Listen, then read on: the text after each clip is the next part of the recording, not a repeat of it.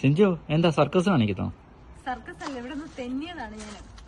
കാരണം എന്ന് വെച്ചാല് മഞ്ഞൊക്കെ വീണപ്പോഴത്തേക്ക് എല്ലാവരും ഭയങ്കര സന്തോഷമാണ്. പക്ഷെ നമുക്ക് ആർക്കും അറിയാത്തൊരു കാര്യമുണ്ട്.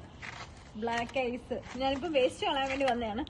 അപ്പോഴാണ് ശ്രദ്ധയിൽപ്പെടാൻ ഇതെല്ലാം ബ്ലാക്ക് ഐസാ. നമ്മൾ വിചാരിക്കുകയാണ് ഇവിടെ ഐസ് ഇല്ലെന്ന്, പക്ഷെ അത് ഫുൾ ഐസാണ് സാധനം. ഈ ബ്ലാക്ക് ഐസ് എന്ന് വെച്ചാൽ നമ്മുടെ മഞ്ഞൊക്കെ പെയ്ത് കഴിഞ്ഞ് അത് വെള്ളമായിട്ട് മിക്സ് ചെയ്ത് ഒരു ലെയർ പോലെ ഫോം ചെയ്യും. അത് ഹൈ റിസ്ക് ആണ് നമുക്ക് തെന്നി വീഴാനായിട്ട്.